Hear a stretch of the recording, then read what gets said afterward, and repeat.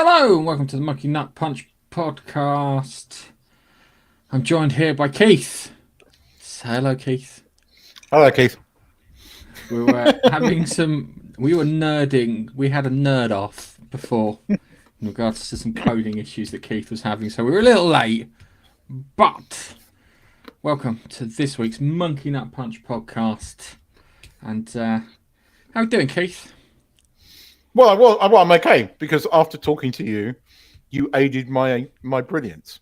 So you just bring the genius out.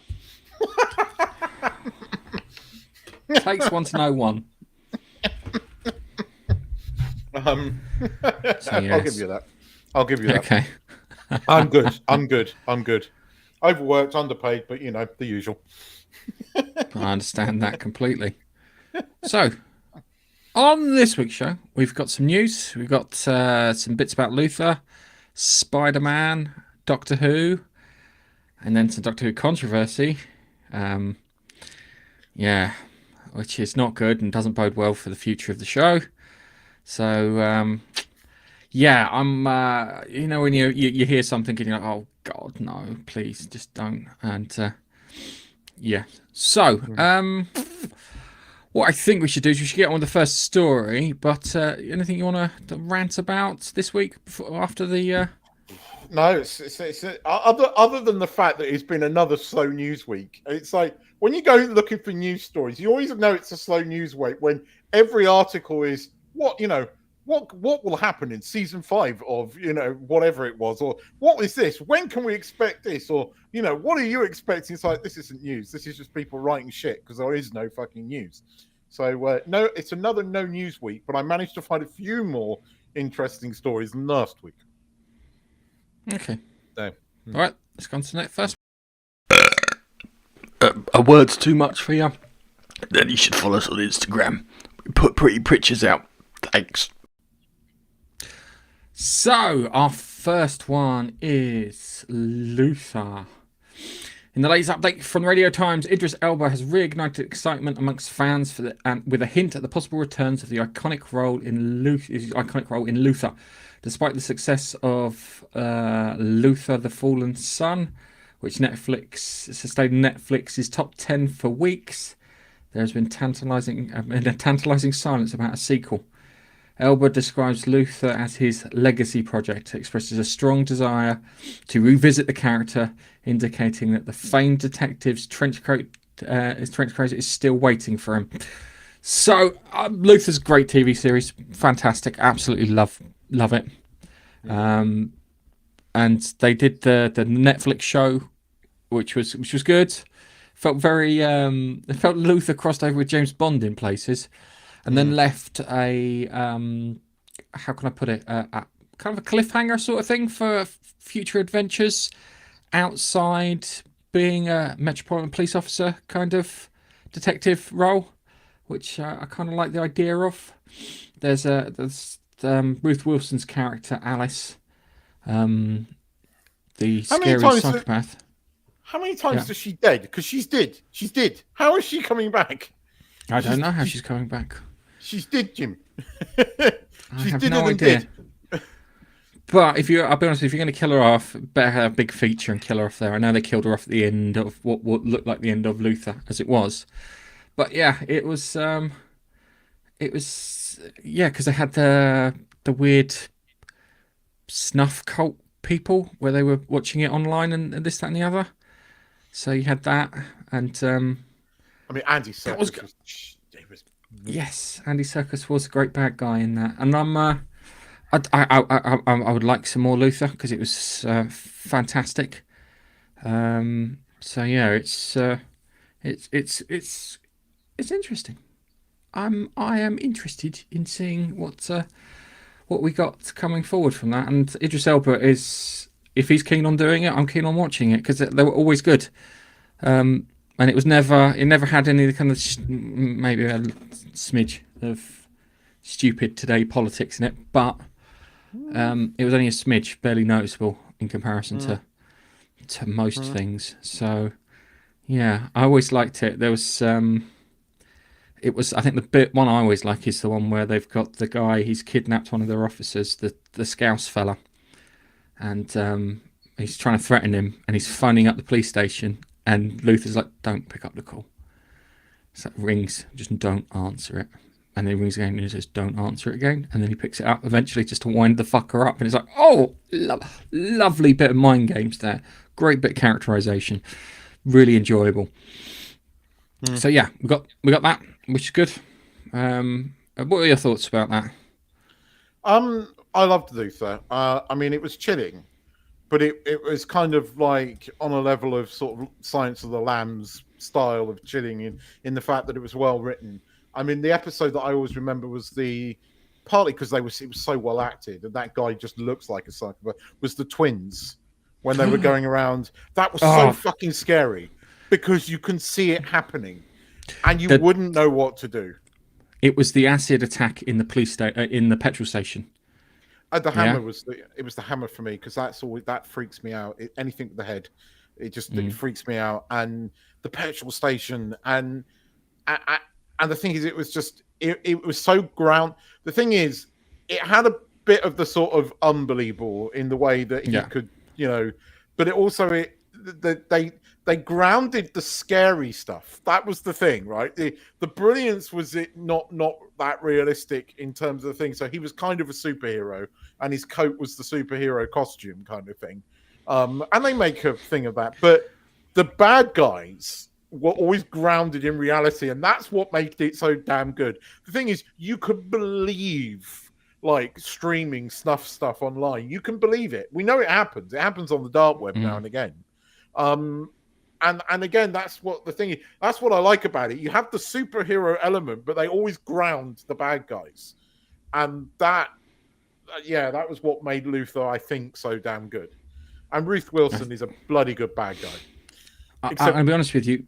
Going back to that scene in the petrol station with the guy with the acid attack and the hammer and whatnot, the only other scene that compares to that is the beginning of Channel 4's Utopia in the comic book shop. Yeah. It's the only thing that really gets you, that kind of actually puts the willies up you, I think is the best way of describing it. I think that episode was the one that got me.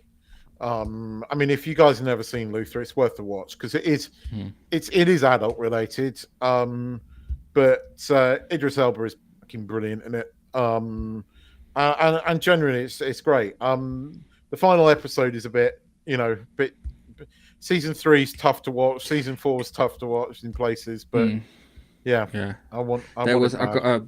I've got a northern friend at work, and the bit under the bed in one of them where you've got a guy who's hiding under the bed freaked her the fuck out. So yes, that's they're so worth. That might be something worth revisiting, Keith. Actually, is to rewatch the Luthers because they were fantastic bits of television. Yep, they were. Anyway. Okay, I found this on the web. No, Siri, fuck off. It's all right. My Alexa's been doing it all day. On that note, let's go on to the next story. Hi, this is Nigel, and I'm talking in my lovely narrator's voice. Bask in its loveliness. But don't bask for too long. We need your help. Come to YouTube and watch our videos for the love of God. Well, send Keith round to your next barbecue and he'll eat all your food. Toasty! You have been warned. So, this one here is Tom Holland and Spider-Man and creative renewal. Tom Holland has officially confirmed that the fourth installment in the MCU Spider-Man series is in development, as reported by Radio Times. Amidst widespread speculation Holland has shared his excitement and dedication to the Spider-Man franchise during his appearance at the Sands International Film Festival, emphasizing the desire to continue playing Spider-Man, attributing his career success to the iconic role. Yeah, it's the last one was good because we got all the. It's kind of a bit of a twist because we cheated because we got all the other Spider-Men in there. And yeah, I'm wondering what they're going to do with it because they kind of reset it right towards the end to make it more like the beginning of Spider-Man 2, if that makes any sense, where you've got Tobey Maguire's Peter Parker living in that crappy flat apartment. It almost looks the same, apart from he's got a slightly bigger apartment in comparison to what it is. And I imagine that probably costs about what 2K or 2K a month for that. And it's not very good either. But one of those things. But he didn't. He went back to a material based suit that he made himself, so he didn't have any Stark tech. So it was all his own tech. So yeah, they did kind of reset Spider-Man. And you're right. How are they going to do it? I mean, are we going to have Zendaya back in it as MJ? Are we going to? Is it going to be about him trying to get them to remember? Or are we going to have? You know, the one thing this movie didn't. None of the three movies really did was having him swinging properly through New York. They kind of avoided that. I mean, there is a scene where he swings through New York with MJ. I think at the beginning of the third film and at the end of the second film. But there was never him in New York fighting criminals in New York. It was always around or in Queens, but it was never really in New York. So I don't know if we're going to go back to that. And who are they going to do as a bad guy? I mean, we've done Mysterio, which was something I always wanted to see. Nobody wanted Mysterio. They always wanted Venom did. and bloody Carnage. No, you didn't. Yeah, no, I you did. didn't. Don't you say you did? You didn't. Yeah, I did. I wasn't that. We've done Venom. We've had the Carnage in those movies. And I don't see how they're going to bring Venom into these movies. What they're going to do is the Goblin. That's what Spider-Man 4 is going to be. It's going to be the Goblin, but it's going to be that, the sort of MCU version of the Goblin. However that comes along, and are they going to bring in Osborn? What are they going to do? So in Spider-Man Far From Home, the second film, is it Far From Home, the second film? They're selling the Avengers Tower, yeah? And I always said they're selling that to Norman Osborn. Yeah, so Norman Osborn is set to be there when he returns to New York, and there's no way you can't do the Green Goblin. You can do the Hobgoblin, but you have to have the Green Goblin first in order for Matey, the fashion guy, to steal his stuff. Yeah, it doesn't work. You have to have the Green Goblin first. So you've got that, and then you've got all the Sony not Carnage, Craven the Hunter and Madam Web bits, and I'm like, well, Madam Web was a huge flop, so they won't do that. And they've got to operate within the MCU universe because that's where Holland's Spider-Man largely exists. So it's what you do, and whether you bring in any of the other MCU elements. But I would keep it on the. I mean, they could have him reverse the spell to a certain extent, which is what happens in the comics slightly. You could do the MCU version of Doc Ock, but we've already had Doc Ock in the season. You see, they had a lot of those the Spider-Man's, sort of more top-notch sort of bad guys in Spider-Man 3. So who do you bring in? Well, the Goblin makes kind of sense, although you had the Goblin in Spider-Man 3. So I don't know. Do you know what I'd really like? I don't think they'll do it. Kingpin and Alistair Smythe with the Spider Slayers and Daredevil. I would fucking kill for that. I really would. Kingpin exists in the MCU, so you exactly. could have Kingpin. Vincent D'Onofrio against Tom Holland and Charlie Cox. Come on, that would be. Well, we've fantastic. had Charlie Cox in Spider-Man 3, so again, but the trouble is, right? They kind of ruined Daredevil with that fucking She-Hulk thing, and I don't know. it's gonna be interesting. But I don't know who they're gonna do as a bad guy. I kind of like to see the MCU version of Norman Osborn. I think that's the obvious one, but it's whether they do it or not. There are others that they could do. I mean, we could have a different version of the Lizard. We could have Scorpion. You could actually no. Saying that, you could probably see again. It's you could because if you didn't want to do the Green Goblin, you've got the Hobgoblin, yeah, to do as the kind of backup person, but he has to have existed. Scorpion, you've got Mando. Yeah, what was the bad guy? You know, there was that whole fucking cutscene at the end of the first Tom Holland one with the Vulture and that dude in prison. Yeah, that's Mando, who could be he's supposed to be the Scorpion. Yeah, who's Matt Gargan. So, well, but this is the trick. You could do the Scorpion, you could do Alistair Smythe, and you could do Kingpin, because Alistair Smythe could build the Scorpion suit for the guy. Yeah. So it would be interesting, because you got other ones in there too. So it's like kind of I just had to pull the list up of all the ones in there, and it's like they've used a good chunk of these. Yeah. So it's. Yeah, it's like they've done Doc Ock. Technically, they've done Doc Ock. They haven't done Sandman. No, they did Sandman. Sorry, fuck, they did do Sandman. Hydro Man, that's what I meant to say. Hydro Man, they haven't done.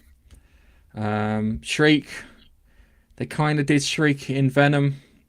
They kind of did Shocker. Mr. Negative, you can still do because the game version of him was fantastic. Kraven the Hunter, they're doing. Hammerhead. Yeah, him and Batman have got the best list of villains. So they really have, but as I said, they've kind of gone through a good chunk of them. So I'm just trying to find. I think the Alistair Smythe building the Scorpion suit with Kingpin, yeah, and throw Daredevil in there towards the third act would be fantastic. You could bring Daredevil in. Yeah, you could bring Cox's Daredevil in. That would work. And it would go great for them as it is. So, yeah. It's interesting. We need a bit less of the Avengers side of it and more of a street level Spider-Man. kind of. Yeah, street level Spider-Man. Yeah. So you could bring it. You could bring him in. Yeah. The worst one that he could do it. The worst one they could do is probably Morlan. Yeah, the dimensional consuming spider person. I can't remember what he does outside, because I don't want any more what do you call it, multi-dimensional multi-universe shit, because it's enough. So yeah, you could do that, but I think Alistair Smythe and the Scorpion suit would go, and they could have a big fucking spider slayer giant robot fight at the end, which would be good. And I think I think that would be quite good. And if you want, you could then Punisher could go in there and all the others. And it was just I'm just remembering kids. My brain's replaying the kids cartoon at the moment, which was I loved. That kids cartoon was fantastic. They turned around because the guy in charge of the kids cartoon said he had carte blanche to put whatever he wanted in there. So he's like the Blade film's coming out, so he puts Blade in there. Yeah. And it's just like kind of cool. So you already get introduced to Blade and all of those things there. So that's fantastic. But yeah, I imagine go for the Sinister Six. Yeah, but Sony tried to do that and it didn't work. They tried to do that at the end of the Spider-Man 2. I think we either need a Goblin in or what you're saying. If they do the Goblin, it's got to be done right. And the trouble is, we finally got What's-His-Face as a real, proper, bloody Goblin in Spider-Man 3, and he was so damn good. Oh, no. Norman Osborn, yeah, Norman Osborn has Alistair Smythe working for him, but he's being manipulated by Kingpin, yeah, builds the Scorpion suit, yeah, because the Scorpion suit's like a augmented thing, can also build the Goblin suit to match. Rubber mask this time, please. Because William Dafoe, without the stupid mask on from the first Spider-Man film, works so much better.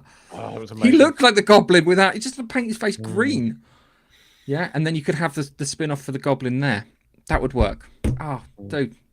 The problem is every time I get excited about this, I get fucking let down the next minute. Well, I don't know. I mean, look, Spider-Man 3 is still one of my favorite films of all time. The Tom Holland one. It's Oh, okay. brilliant. I thought you Um, Tobey and Maguire and one I then. like the way it ends, and it does show promise. If they can continue on that feeling at the end, have him isolated to start with, maybe have him as a B story, rebuilding that relationship with Zendaya, because you can't deny those two have chemistry on screen together. I mean, there are a couple in real life. Might be down to that they're shagging each other. Yeah, well, it works. I mean, it works. Lucky bastard. Anyway, but it's it works, and I want to see more of that. But Brought them I don't shagging. know. Well, I'm joking. I want to see more of that chemistry on screen, but I want it street level. It needs to be street level. Less of Okay. the fantastical aliens this time round. We've Okay. done that, and it was good. Yes. Don't get me wrong, but let's have a street Spider-Man for a bit. Right, what we got Next next? one.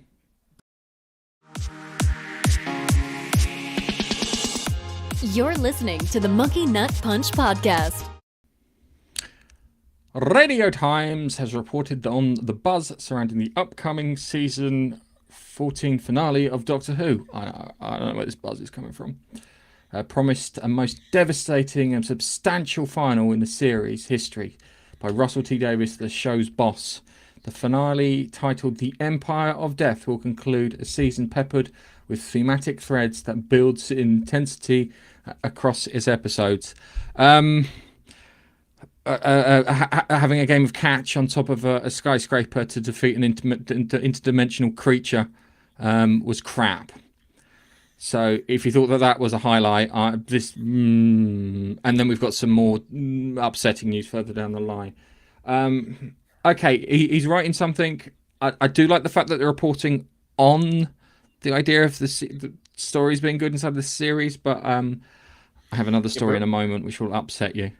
We haven't got Russell T Davis the writer. We've got Russell T Davis the activist. I heard somebody say this, so I am requoting somebody, but it's absolutely true. None of it was well written. It was stupid. All three of the 60. I've said this before, and I'm going to keep on saying it because it needs to get through. It wasn't celebrating the show; it was celebrating Russell T Davis's ego. Not only has he become more egotistical, it was that 60th was all me, aren't I fantastic? I'm super. Thanks for asking. That was what it was. And it was crap. And the thing is, it could be good with Shusi. I don't mind a camp doctor. I don't care about that. It doesn't bother me that much. Although, why make him? Oh, hang on. I've got some news for you, and it will I know. fucking bother you at the time I finished with this. I know what's coming up, but I can't get excited about Doctor Who. It's not season 1, it's season fucking 14. And again, that's just another egotistical thing. Oh, let's call it season 1. It's not season 1. It's season 14. And actually, technically, it's not even season 14. It's like season 50 something. But let's not even go there. Right, but okay, season 14 of New Who, because this is kind of the New Who era. It's season 14. It's not season 1. It's not season 1 because it's more of the fucking same of bloody. So it's like season 4 of stupid woke stupid Who. But Moffat's got an episode in there. I'm not holding out hope for that either because these last things have been so silly. I know, but his last thing was silly, and Dracula wasn't that great either.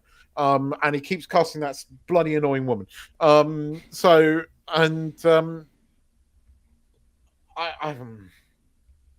not excited. I'm not excited for Doctor Who, and I hate the fact that I'm not excited for Doctor Who. That pisses me off. Yeah, same here. But what doesn't help the situation, is casual racism. I think that's the best way of describing it. So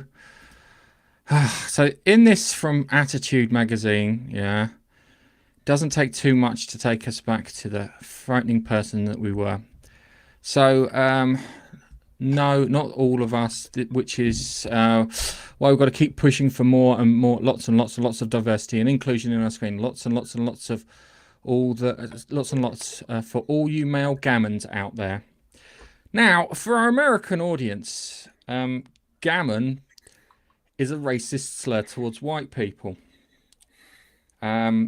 And he used this, and the people at Attitude Magazine, more importantly, didn't edit this out.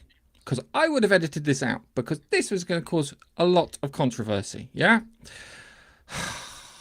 I'm like, now he's, I'm like, thanks, I know who you are. I really know who you are now. I'm no longer interested in it. I'm going to actively not watch it now, because that's no. I'm sorry. It's turned into this. Before we had Jodie Whittaker, it was all about Doctor Who being sexist and the male gaze and all this shite, yeah? And now we've got a guy here, and now it's all about racism. So this is a guy who's come from Rwanda, and my country was good enough to, when I say my country, the UK was good enough to make sure he was looked after and brought up, well, and he repays us like that. Get fucked. That's it. Sorry. Get fucked, you piece of shit. Yeah, but he's following a trend, isn't he? But you're right. But he's But you following don't a know. trend. But if there's a trend, of white actors being racist, I would still have an issue with that, and so would Yes, you. I We agree. both know it. Yes, we would. But he's following a trend because it is acceptable. It's one way acceptable. It's what happens. It's acceptable. The thing is, Hollywood show business in general is so fickle and so, contradictory in its terms of its way. This is why these people will not preach moral to me. They won't, right? I will not be preached to by somebody who works in Hollywood or in television. I'm sorry. There are really nice people that work in television, and I've met some very, very nice actors in my time. But as a rule, these people are batshit crazy. I also know a lot of people that work in media that are so left. It's borderline far left, and silencing people that they don't agree with. That's fascism. It's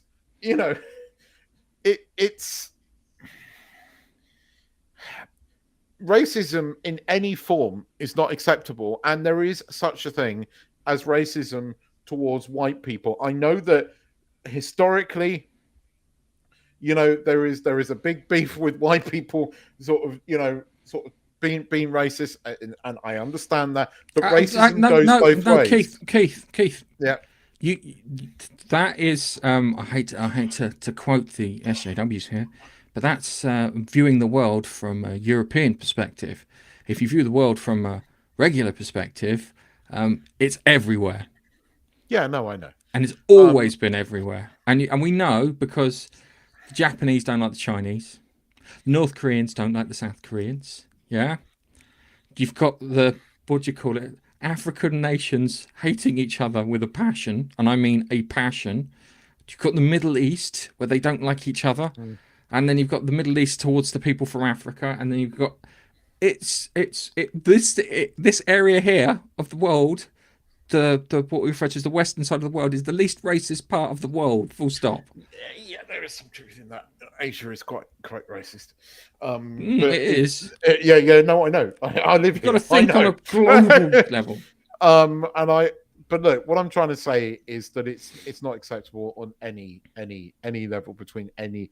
It can go both ways. This whole thing about you can't be sexist to a man. You can't be racist to a white person. You can't. It's just bullshit. And it's double standards, and Hollywood is full of it. And these people are full of that thing. Yes, gammon is a racial term, right? Does it have the same connotations as as other racial slurs? No, but it is a racial slur, right? And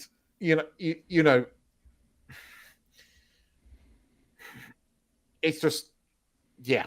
Anyway, you don't do that. We need to move on. Yeah, let's move. Let's go to the. I think we're going to go to the comments and then we'll do the Deadpool and Wolverine trailer because that'll make me happy. So let's cue the music. Okay, now I can't hear the music. I'm assuming it's playing in the background. It is. I can hear it. Oh, okay. I can't. There's something's up with my browser. It's decided not to play the music. So is it too loud? Firstly, no, okay, it's fine. Cool. Let's get to the comments. So, Chuck. Hi, Chuck. Well done. You were first. Biffa, you're letting the side down, and free. I like the fact that Gaza. It's my family members that tend to call me that, and I'm assuming you mean me and not another place. That was clever. So it's a new background. I literally whipped it up while we were waiting. So yes, and we've got Spider-Man and Doctor Who. Hi, Laurie. Wave for the camera for Laurie. Keith. Thank you. Now wave at the camera for Steve. So, I wonder if the guys will touch on the HW conviction. Harvey Weinstein. The other trouble is I don't know anything about that. I wish I did. yeah. I've heard about it and I've just read the headlines, but I know nothing about that. I saw the BBC posted like this freeze shot of Ashley Judd being interviewed, and her makeup was terrible. And it wasn't her fault. It was whoever the TV show that she was appearing on. But it was just a dreadful picture of her. Dreadful picture. Poor girl. Yeah. Oh, well. So, yeah. Well, I'll have to have a look into that because it's something else. The missus says she likes Luther. I like Luther too. It's pretty good. Oh, yeah, right. Depends if Sweet Baby Inc. are involved in the whole Spider-Man story, because that's something they love to do. Go on, Keith. Hello, Dave! Keith, right. So, I've got some notes. I have some notes, some creative notes for you for your third book that might help. The Coast to Coast Drone says, I felt Madam Web went against the character basics. I didn't watch it either. Sydney Sweeney was in that. Just saying. They didn't do a proper Rhino. You're right, they didn't do a proper Rhino. But if you had the Alistair Smythe thing, where he's making a suit for Matt Gargan and makes a suit for Rhino too, that could work. So yes, it's Oh, Cobra Kai. Just had to throw it out there. Yes, Cobra Kai. Oh, what about the CK causing? Oh yeah, yeah. So there's supposed to be a new Karate Kid movie. Yes, there is, with the original.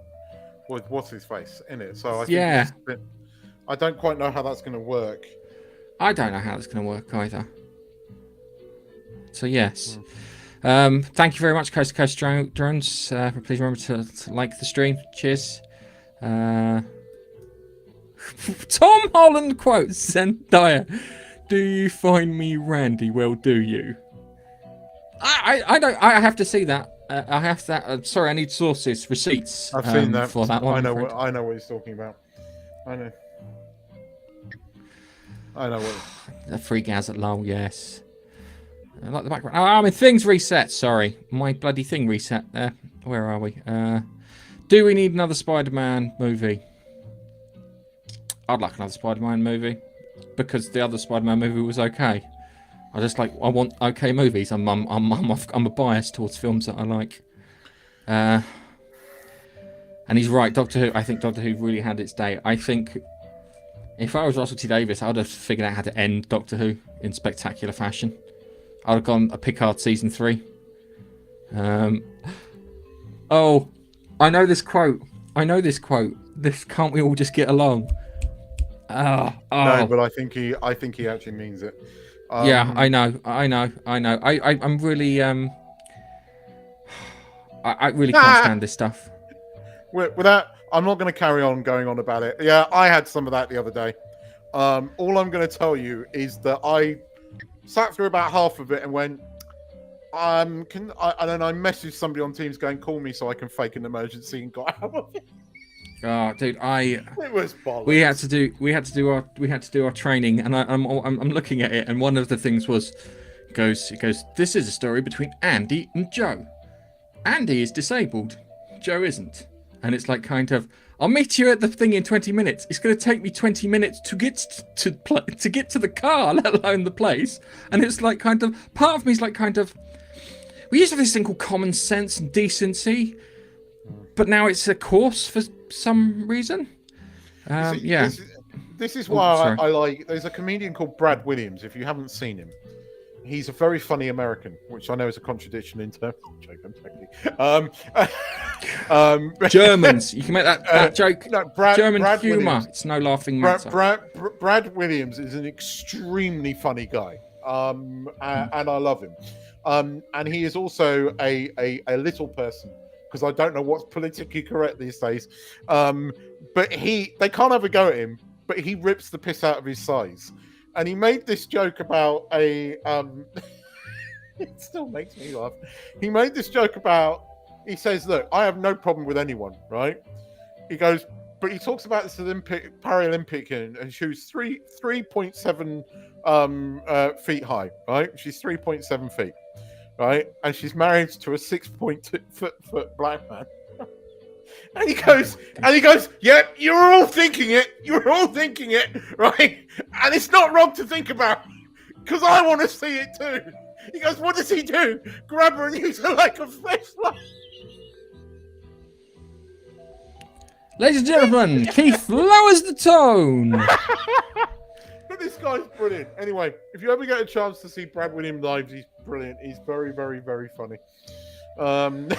Now I know what's on your TV. Can you please explain to the lovely lady what is on your TV? Hogwarts Legacy walkthrough.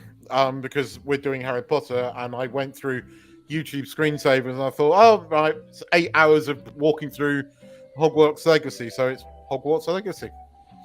And he's walking across the bridge right now. There you go. I know where he is. It's heading to Hogsmeade. Steve Noel doesn't like Fallout. He loves it. Well, that's just good. I have problems, but I know my Fallout lore quite a bit. So, yeah. My DEI training came free with a continental breakfast. Yeah. So, It's one good thing about working in IT. I was able to fake an emergency about halfway through, and then HR phoned me and said, "You are going to have to complete it." And I went, "Next year." It's such. I mean, seriously, right? It's so bloody obvious. It's like you're getting paid to tell me something that I know. I struggle with this too. Tan says, awesome. I'm assuming that's because of your background. Oops, I got my dog species wrong. What dog species? I can't. Keith, explain to me. I've missed a bit. I don't know. I missed on the joke. You might have to explain that one. Okay, all right. So what we'll do now is something nice. Something nice. Something nice is going to get us a copyright claim. Almost instantly. We can turn down the volume when the Madonna song starts playing. Hint as to what we're about to watch. So yeah, and what I'll do is I'll frame by frame it. So, can you hear it's the first thing? I told you, you're not welcome here. Yeah. Okay. You're not welcome anywhere. Now get the fuck out of my bar. Just give me one more drink and then I'll leave. So now I'm going to explain to you. I think this is a reference to the first X-Men film, where he's sitting in the bar.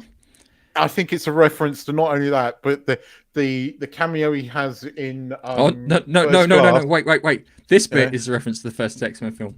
Yeah. And then that's a reference to Ant-Man. I'm gonna need you to come with me right now. Look, lady, I'm not interested. All right, well, I'm sort of on the tick, so upsy daisy. Here we go. Oh. That's Old Man Logan. It's that kind of. It's quite common in Wolverines over 40. You don't want this. Oh, I need to pause it. Smile. Smile and wait for the flash. I like that. If you want to take a deep breath through your fucking forehead, I suggest you reconsider.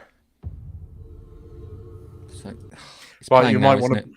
Yeah, but there's a scene where he has a.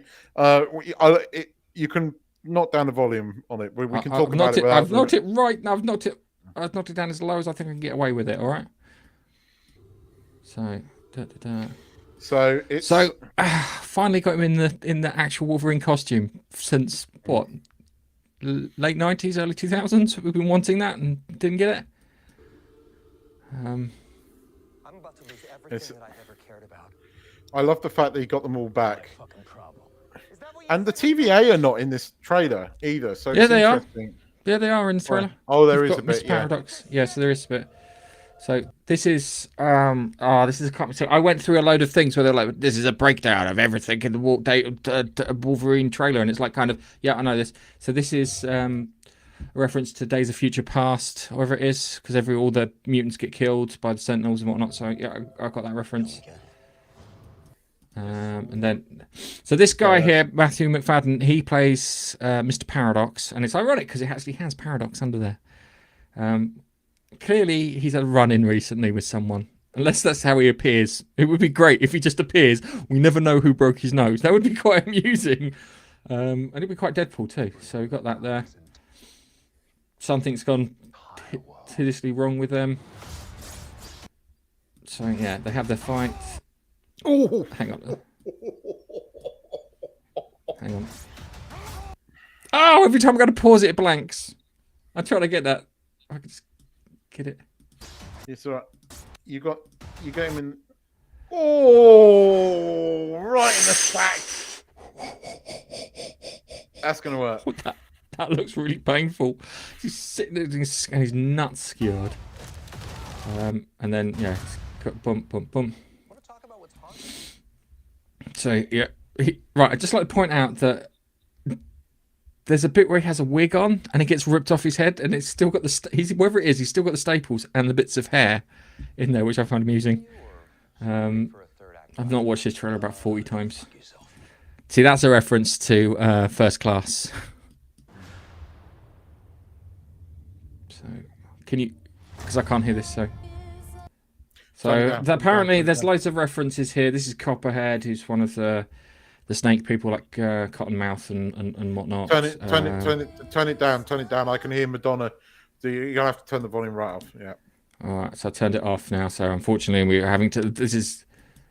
So yeah, so Deadpool show, and so there's a reference to Rob Liefeld. These are things I wouldn't have noticed this, and someone pointed it out to me. I wouldn't have noticed this thing. Rob Liefeld's just feet. If you notice, there's it's like painted on, so it's like a Potemkin village style thing. If that makes any sense.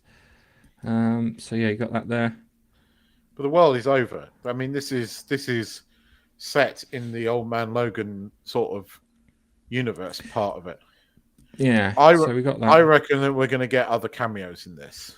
Oh, I think that the second half of the film is just going to be chock full of cameos, and they're hiding as many as they can. Because when we get to, there's a scene with. How long have we waited for that?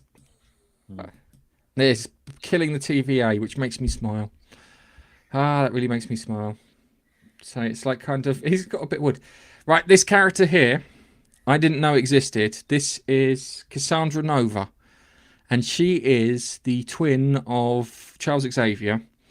Apparently, Charles Xavier killed her in the womb.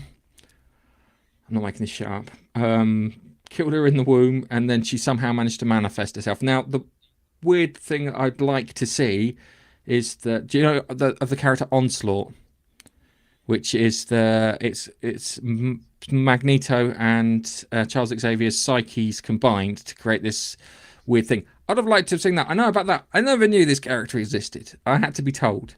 But she's come out of Ant-Man's skull, and she's got telekinesis, telepathy, that sort of stuff. He's got his adamantium swords there, which he gets from someone in the TVA. And then they have this fight in this car. I don't know what the hell's going on. I think they just have like a fall. I'm hoping this is just them having a falling out, driving somewhere. The thing's run out of petrol or broken or something. There's Cassandra Nova. I have no idea who the actress is. It's the woman that played Diana in The Crown, but the first version of her, the young version of her. She's quite a good actress. We've got a ton of X-Men characters and stuff here. You've got Zazel, Lady Deathstrike. I can't remember the first speedster that was in X2, I think. I think one of these... This might be the Stephen Merchant's character in Logan. I'm trying to pluck the stuff out of my head. And it's like slow motion sequence. A dog. What's the Mad Max thing? I have got no idea what this Mad Max... Everything else I can see fitting in. This Mad Max stuff, I can't. So, yeah, there's that. And this is back into that Mad Max thing. So I'm a bit worried because Cassandra Nova looks a bit girl bossy, if that makes any sense. So got that there. Let's fucking go. So... You can this bit, bring up. This is the bit where I think all the cameos then start occurring. Yes, and I think that's why it's white there. A sling ring hole, yeah. Yes, you can turn up the volume now because the music ends, and this is where I love this. Do some cocaine. Cocaine. I can't hear it, so I can't tell. Off limits. What about Bolivian marching powder? Like he said, it's off limits. Even snowboarding? Even disco dust. White girl interrupted? Even Forrest Bump. Do you want to build a snowman? Yes. But I can't. Feige said it was off limits. I love that. I do think they're going to get away with some stuff in this thing. It looks good. I really hope that they rip the piss out of Marvel, and like really bad Marvel too. Like take the piss out of the Marvels, Shang-Chi and Ant-Man and all the stuff that wasn't good, that didn't quite work. So I've got a film to look forward to. I actually have a film to look forward to this year, but I still have that apprehension that you get when you have someone says, "Oh, the Marvel are doing X," and I'm like, "Oh God, don't fuck it up." But saying that, I think Ryan Reynolds and Hugh Jackman, because they have like chemistry, because they're friends together in real life, might be able to pull this off. We might have a decent Marvel film not made by Kevin Feige. Oh, still have but he'll put his name on it. Yeah, he'll put his name on it. Yeah, he'll put his name on it, even though ever since he started putting his name on films, it's got shit. Yeah. So yeah. No, I'm looking forward to it. It looks good. It does look good. Yeah. So Deadpool 3. But they didn't put too much of the TV on it this time. I think you're right. I don't think we've seen anything from the second half of the film, other than probably the bad guy, and we still don't 100% know who she is. Although it probably is. It might not even be her as the bad guy, for all we know. It might be someone else. I'm hoping it's not girl bossing stuff. But I think we're going to get a few Marvel characters. Because, I mean, there are no... This is the only Marvel movie coming out this year, isn't it? I don't know if there's any other Marvel releases. Yes, it is. I think... Well, yeah, outside Kraven the Hunter and Madam Web. Yeah, but those are Sony. I mean, Marvel Studios films-wise... I wouldn't even count this as Marvel Studios. That's why I'm probably a bit more optimistic. If you tell me I said this is Marvel Studios, I go, oh, fuck no. So the big question, Keith, big question on everyone's lips: will this save the Marvel Cinematic Universe? The answer is no. We'll get another Deadpool film. That's all. If it works, we'll get another Deadpool film. Not going to help you Marvel Cinematic Universe. Same with the Spider-Man, not going to help your Marvel Cinematic Universe because they are like separate entities all by themselves. And you guys need to stop fucking things up royally and concentrate on entertaining people and taking them away on a fantastical journey somewhere where we can enjoy superheroes punching supervillains in the face. Stop preaching to people and stop being so obsessed about box ticking that you forget to write a decent story. Yes. Okay. Yeah, the thing is, the box ticking will just happen naturally. It was just, Yeah, and we're getting this quite... is my concern. This is my concern about the Harry Potter TV series, because I am half excited for it, but they're going to do. They are going to make him. It's this is going to sound wrong, but they're going to make Hermione black. I know that's what they're. No, they're do. not. The Weasleys, they're going to be black. Ginger. They always replace gingers. Redheads for you Americans. Gingers. That's a derogatory term. And the thing is, I was thinking about this the other day. When I was at school, right, and Harry Potter is the same age as me. I just want to point this out. He's the same age as me. He's 1 month older than me. 1 month exactly. And so we both went to school at the same time. And there were 2 Asian kids in my class and a girl from Korea, and that was it. And there's nothing wrong about that. They just were. I wasn't living in an area where there was a lot of people with different coloured skin, and I just Dean Thomas. He was. It just annoys me anyway. Right, what are we talking about? Harry Potter and the Half-Blood Prince. No, right. I'm joking. We can talk about. I want to see. Did you watch any of X-Men '97? I've watched the first 2 episodes. I was reminded how lame Cyclops was. He's such a lame character. All he does is shoot shit out of his eye. And all the other X-Men have got like cool powers. They can fly. Storm can do all sorts of shit and fly. She's kind of indestructible. Cyclops is going boom, boom, boom. He can only do it at one person, or he can go vroom like that. You can lie on the ground and shoot him. He's dead. I've forgotten how lame. But having said that, I love the theme tune at the beginning. Yeah, I can see what you mean by you're waiting for it to get shit. Do you know what the worst thing is? The last 3 episodes have been really, really good. They've been really good. They really have. I was just like, I'm like, oh, please. They're going to do something. It's the last episode had Captain America and Everett Ross in there, who was fantastic, which I really enjoyed. The other thing too is that if we put Rogue in the Marvel, this is just something to make me smile. If we put Rogue in the cinematic universe, we know where she gets her powers from.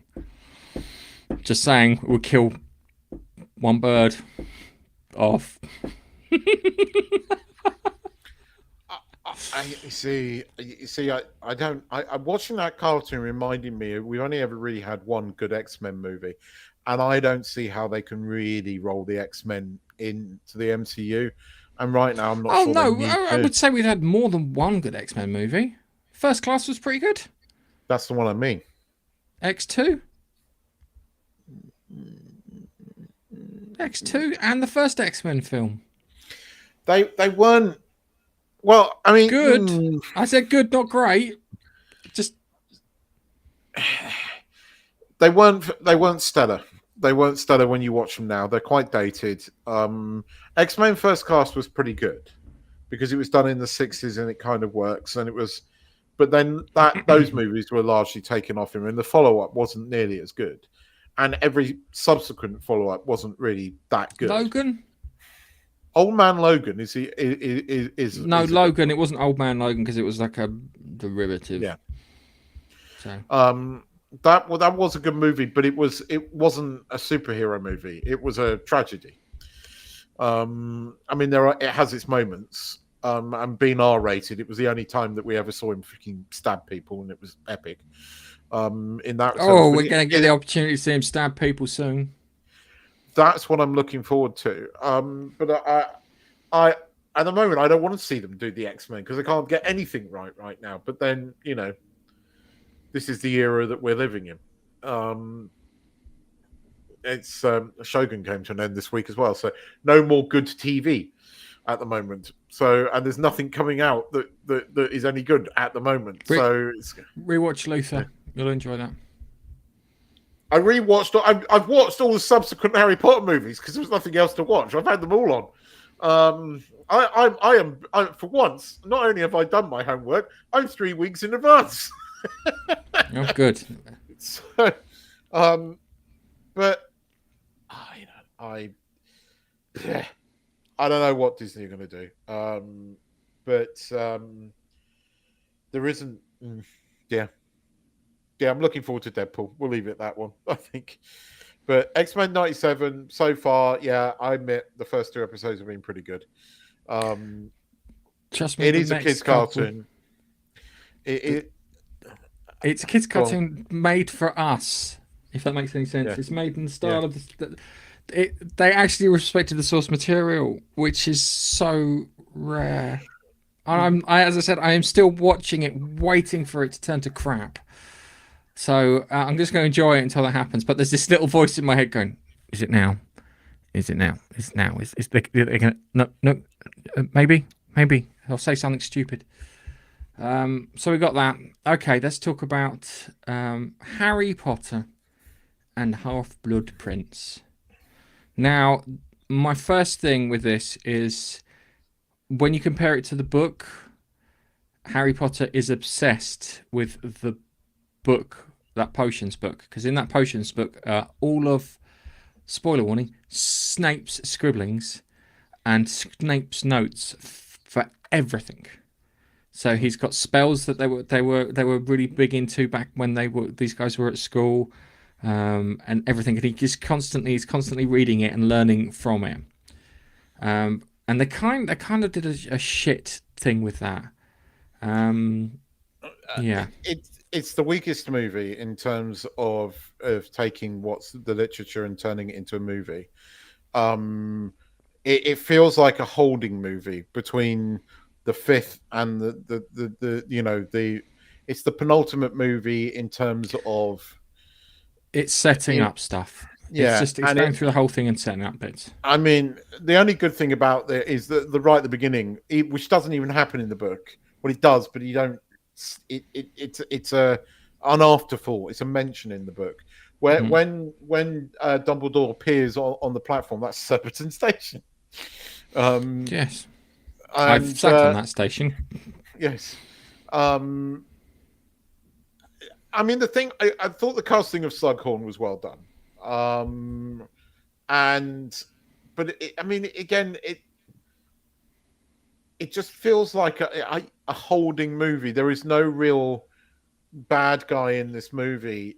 And that's slightly the fault of the book as well. There's no real bad guy in the book, but there is a sense of foreboding in the book that isn't quite transferred to screen.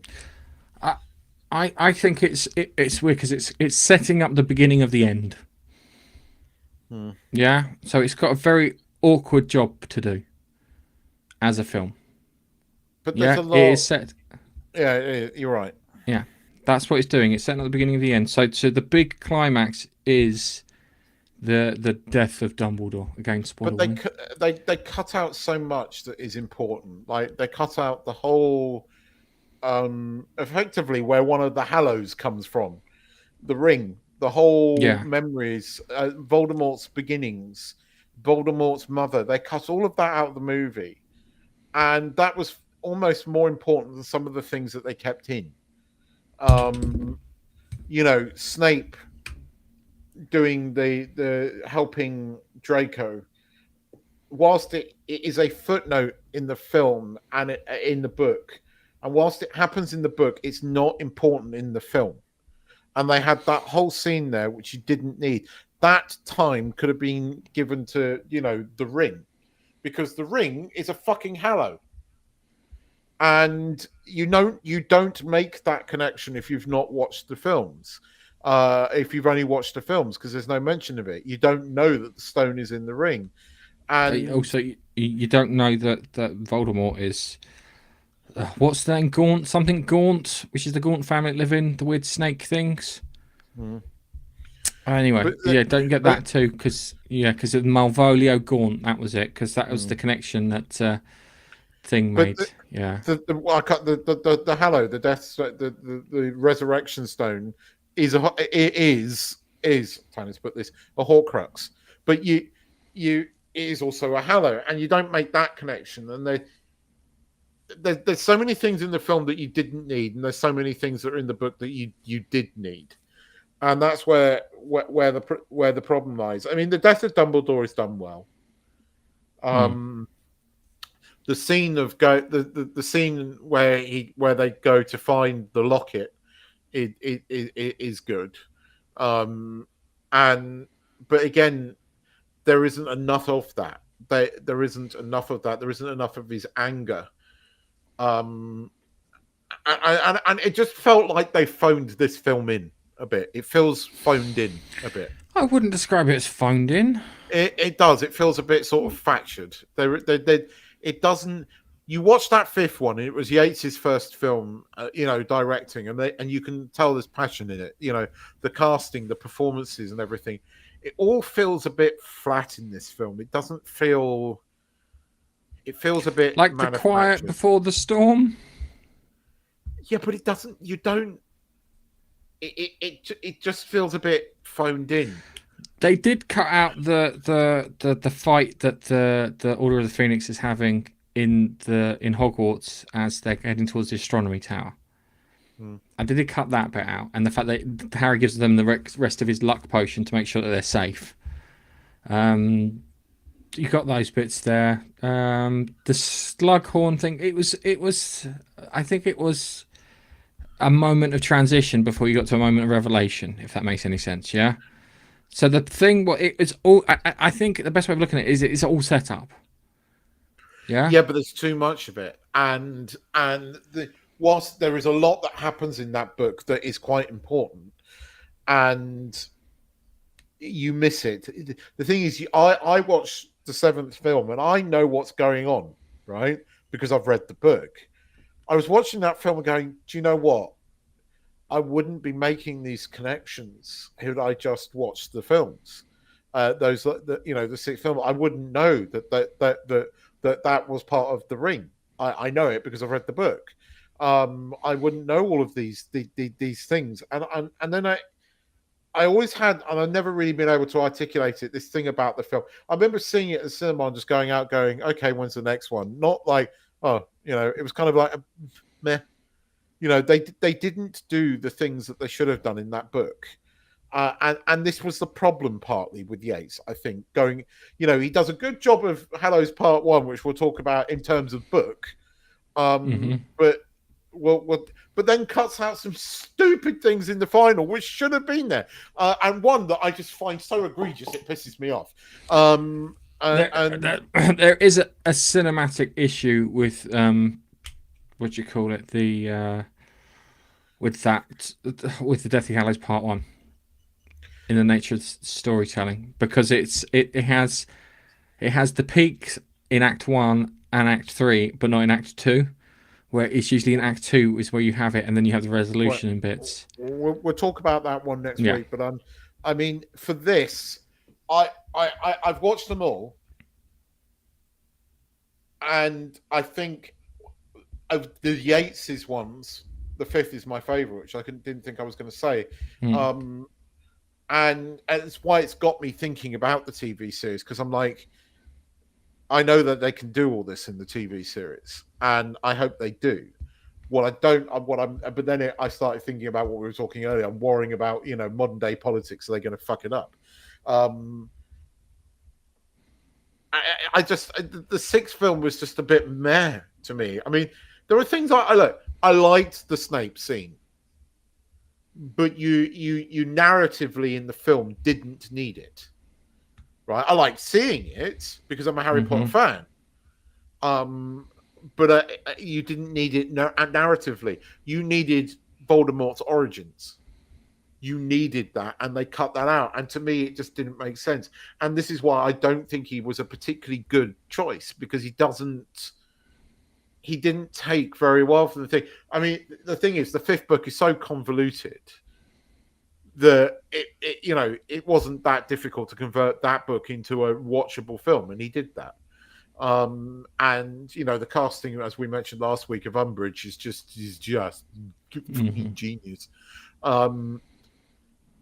But in this one, I mean, we had that whole thing in London at the beginning. And again, it's like we didn't need any of that bullshit.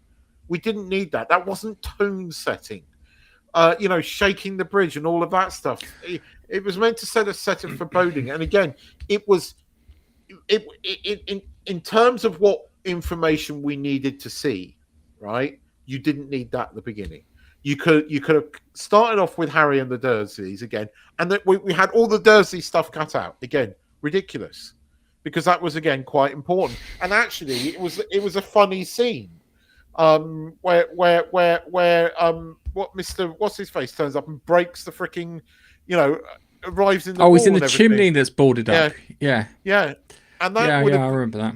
That would have been more funny in terms of setting, the calm before the storm. And the fact that what's his mush, Dudley, had been making Harry cups of tea and leaving them outside his door. So he's wondering why there are cold cups of tea outside my door, because he's, after his thing with the Dementors, is actually nice to him. He had something that caused him to change, and having all the joy sucked out of him by some demonic creature, I would describe it as, did that for him. And because they needed redemption to close that arc off, if that made any sense. Even if it was like Vernon didn't do it, And he cut out the Dudley scene, even though it was filmed in Deathly Hallows. And again, you're like, fuck. And the more I watch these films, the more I actually think David Yates was a very poor choice, and I don't think he did a particularly good job. And they also cut out the bit where Draco chucks his wand to Harry. And the whole thing with the wand is that if Draco, Draco was the master of the the Elder Wand, and Harry was controlling his wand, it wouldn't go against him. So he had this out all the way through when battling Voldemort. But yeah, right, Jim Broadbent as Slughorn. Yes, I said the casting of he was good. That was great. The thing is that in my head, Slughorn isn't as tall as Jim Broadbent, because Jim Broadbent's a tall fella. He's a short. He's like, you always picture, and that's when you hear it in the trying to picture it from the books. He always comes across as a bit shorter. But I always thought Timothy Spall as Wormtail wasn't the best choice, because Timothy Spall has quite a deep voice, and Wormtail had a spiky voice, and that's not really there, and there are moments I enjoyed in the film because I'm a Harry Potter fan, and the things that we do see on screen were good, but as a narrative 2 hour 20 movie, it is not particularly good, and it does feel a bit phoned in places, and it's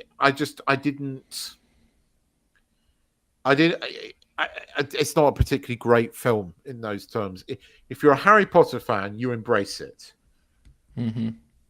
But that's all you're doing. You're not.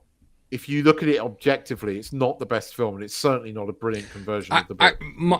My issue with it was in the book, because all the Harry Potter films have this mystery that needs to be solved. Who put Harry's name in the Goblet of Fire? What is the Chamber of Secrets? Who's killing the unicorns off in the forest, etc., etc.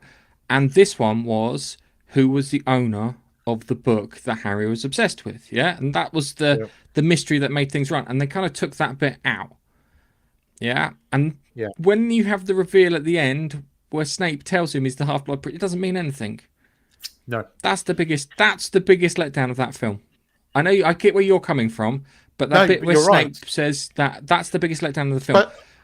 But one of the cool bits in that go on. He does that in all subsequent films. He doesn't understand that, and this is the problem with them, and this is the problem with all the subsequent later films. And you're right, he doesn't get the mystery, he doesn't get the importance of it, he doesn't get all the things. Harry's arrival in the school, which we'll talk about in a couple of weeks. All these things are really, really important moments, and he doesn't do them. And it's like you don't get these stories. The thing is, I don't think he understood the stories that well. And this is where I think it went from being a labor of love to just making money. and those latter films really do suffer from that. And this is where it starts. So the other thing too is Dumbledore versus the Inferi in the cave is fucking awesome.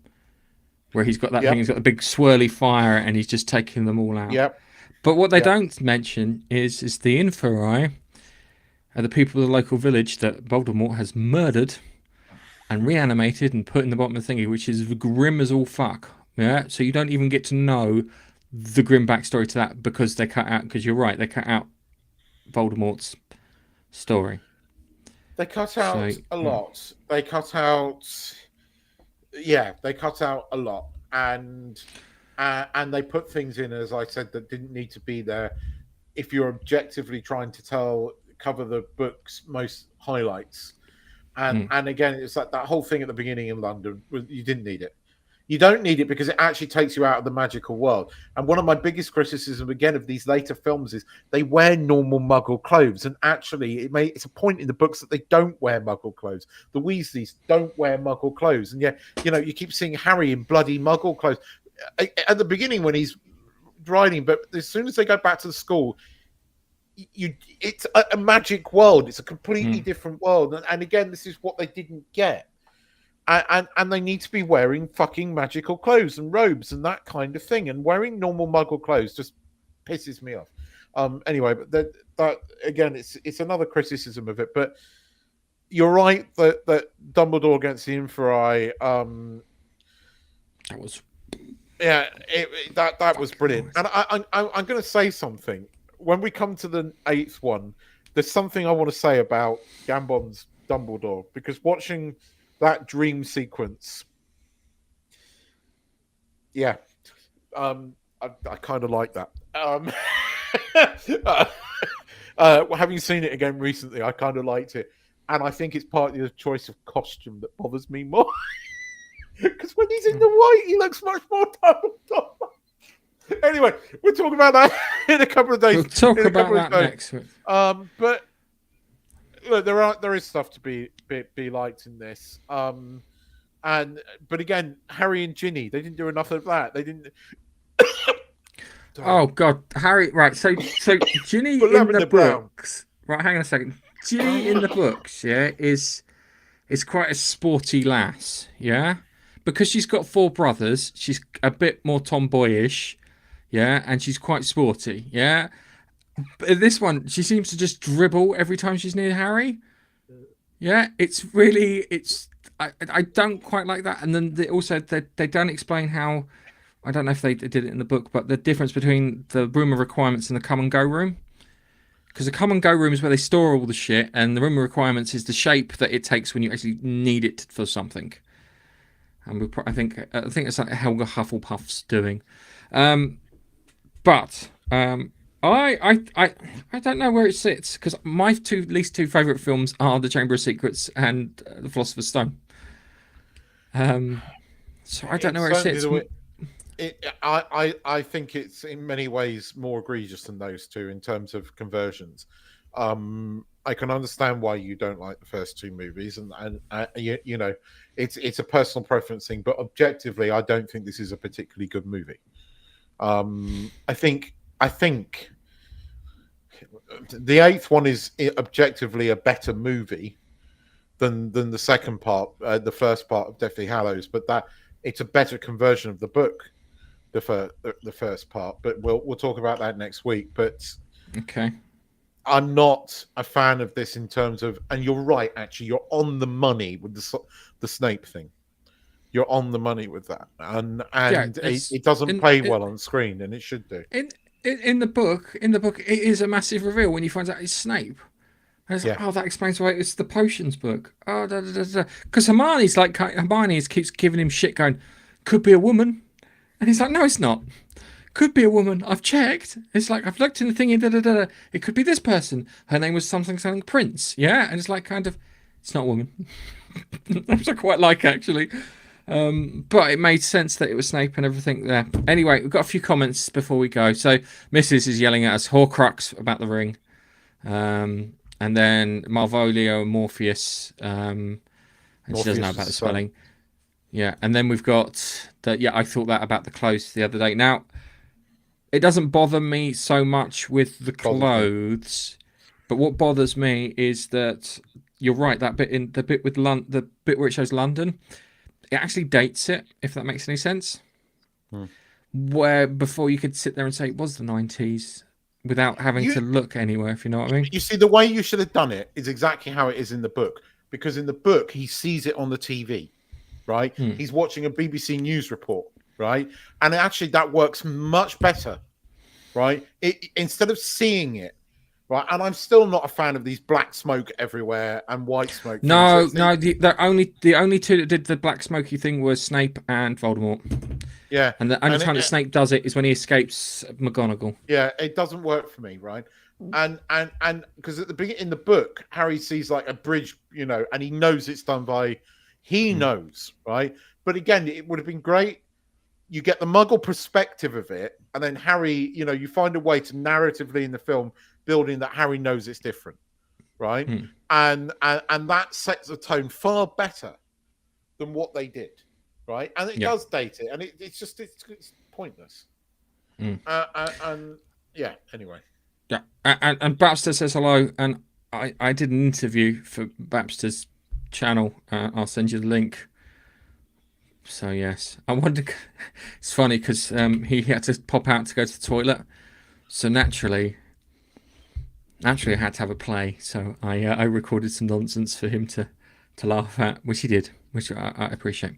And on that note, I think it's time we say goodbye, and we will be back next week where we'll be talking about Deathly Hallows Part 1. Whatever news is happening there. Hopefully some news. I'll keep my eye out for some news, Keith, because like you didn't have the Doctor Who bit with Shooty Gatweb being a detestable human being, which I don't appreciate. And on that note, it's goodbye from me. It's goodbye from me. See you next week, guys. Bye-bye.